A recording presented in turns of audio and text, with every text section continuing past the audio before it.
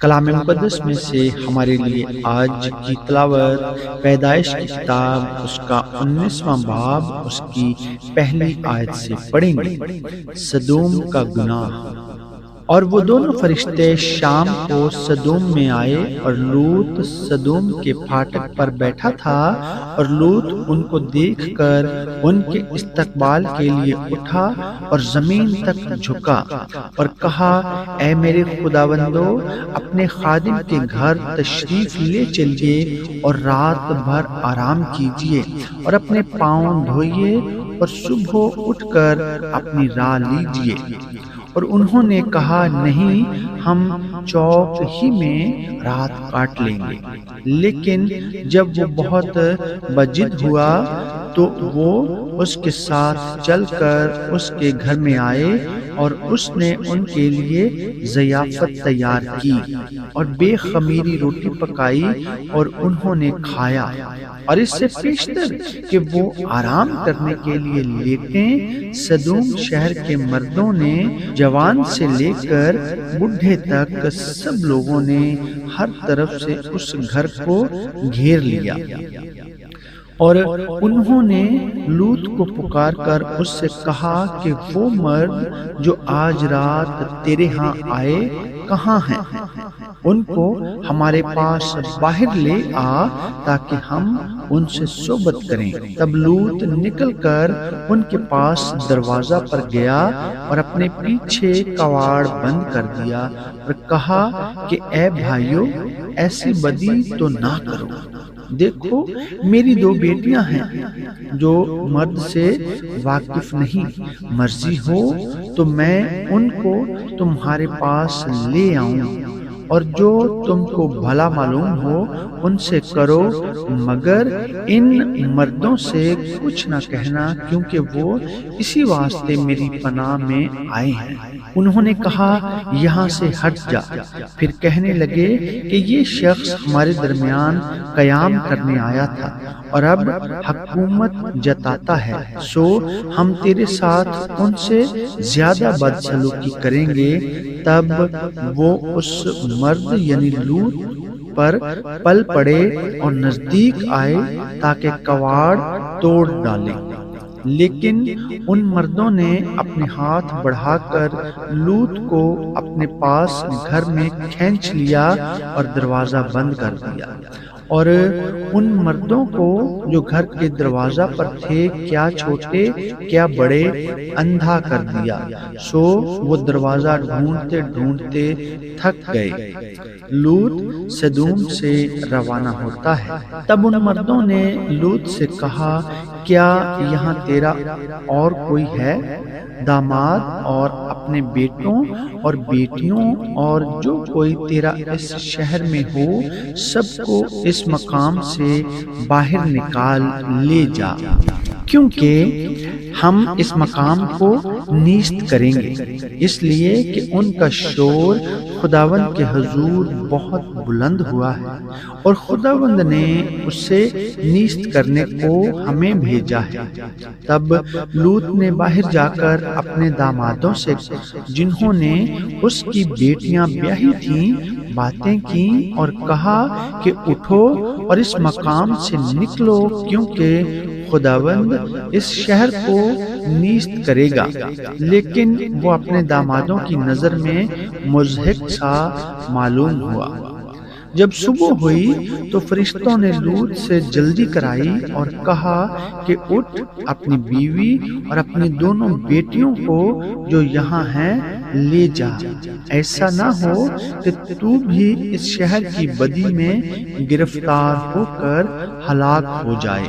مگر اس نے دیر لگائی تو ان مردوں نے اس کا اور اس کی بیوی اور اس کی دونوں بیٹیوں کا ہاتھ پکڑا، کیونکہ خداوند کی مہربانی اس پر ہوئی اور اسے نکال کر شہر سے باہر کر دیا۔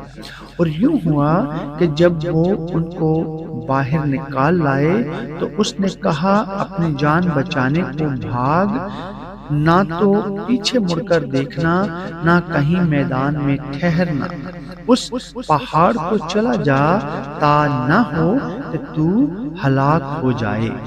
اور لوط نے ان سے کہا کہ اے میرے خداوند، ایسا نہ کر۔ دیکھ، تو نے اپنے خادم پر کرم کی نظر کی ہے اور ایسا بڑا فضل کیا کہ میری جان بچائی۔ میں پہاڑ تک جا نہیں سکتا، کہیں ایسا نہ ہو کہ مجھ پر مصیبت آ پڑے اور میں مر جاؤں۔ دیکھ، یہ شہر ایسا نزدیک ہے کہ وہاں بھاگ سکتا ہوں اور یہ چھوٹا بھی ہے۔ اجازت ہو تو میں وہاں چلا جاؤں، وہ چھوٹا سا بھی ہے اور میری جان بچ جائے گی۔ اس نے اس سے کہا کہ دیکھ، میں اس بات میں بھی تیرا لحاظ کرتا ہوں کہ اس شہر کو جس کا تو نے ذکر کیا غارت نہیں کروں گا۔ جلدی کر اور وہاں چلا جا، کیونکہ میں کچھ نہیں کر سکتا جب تک کہ تو وہاں پہنچ نہ جائے۔ اسی لیے اس شہر کا نام زغر کہلایا۔ سدوم اور عمورہ کی بربادی۔ زمین پر دھوپ نکل چکی تھی جب لوط زغر میں داخل ہوا۔ تب خداوند نے اپنی طرف سے سدوم اور عمورہ پر گندک اور آگ آسمان سے برسائی، اور اس نے ان شہروں کو اور اس ساری ترائی کو اور ان شہروں کے سب رہنے والوں کو اور سب کچھ جو زمین سے اگا تھا غارت کیا۔ مگر اس کی بیوی نے اس کے پیچھے سے مڑ کر دیکھا اور وہ نمک کا ستون بن گئی۔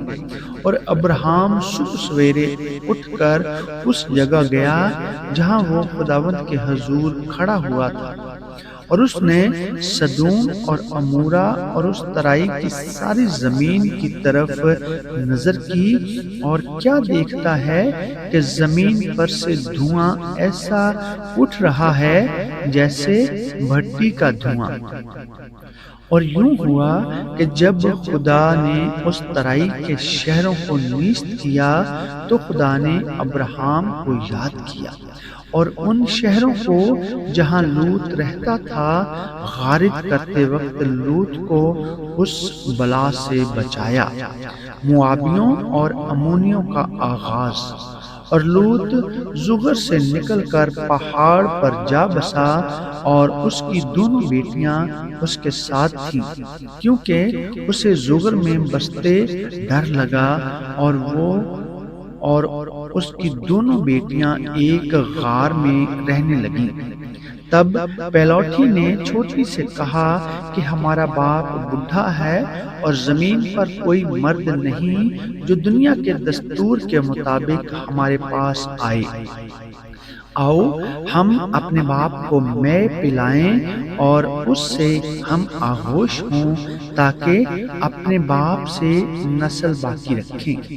سو انہوں نے اسی رات اپنے باپ کو مے پلائی اور پہلوٹی اندر گئی اور اپنے باپ سے ہم آغوش ہوئی، پر اس نے نہ جانا کہ وہ کب لیٹی اور کب اٹھ گئی۔ اور دوسرے روز یوں ہوا، پہلوٹی نے چھوٹی سے کہا کہ دیکھ، کل رات کو میں اپنے باپ سے ہم آغوش ہوئی، آؤ آج رات بھی اس کو مے پلائیں اور تو بھی جا کر اس سے ہم آغوش ہو تاکہ ہم اپنے باپ سے نسل باقی رکھیں۔ سو اس رات بھی انہوں نے اپنے باپ کو مے پلائی اور چھوٹی گئی اور اس سے ہم آغوش ہوئی، پر اس نے نہ جانا کہ وہ کب لیٹی اور کب اٹھ گئی۔ سو لوط کی دونوں بیٹیاں اپنے باپ سے حاملہ ہوئیں، اور بڑی کے ایک بیٹا ہوا اور اس نے اس کا نام مواب رکھا۔ وہی موابیوں کا باپ ہے جو اب تک موجود ہیں۔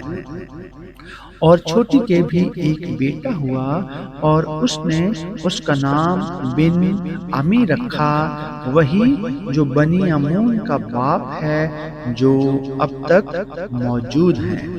پاک کلام کے پڑھے اور سنے جانے پر خدا کی خاص برکت ہو۔